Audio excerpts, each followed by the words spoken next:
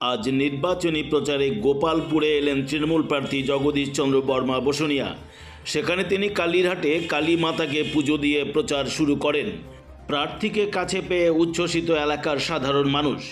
সেখানে তিনি একটি পথসভায় মিলিত হন। পথসভায় উপস্থিত ছিলেন কোচবিহার জেলা তৃণমূল কংগ্রেসের চেয়ারম্যান গিরীন্দ্রনাথ বর্মন, প্রাক্তন বিধায়ক হিতেন বর্মন এবং জেলার বর্ষিয়ান নেতা রবীন্দ্রনাথ ঘোষ।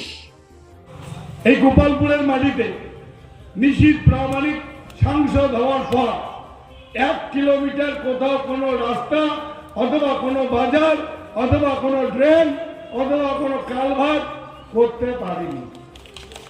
আপনাদের গোপালপুরে একটা প্রাইমারি হেলথ সেন্টার আছে।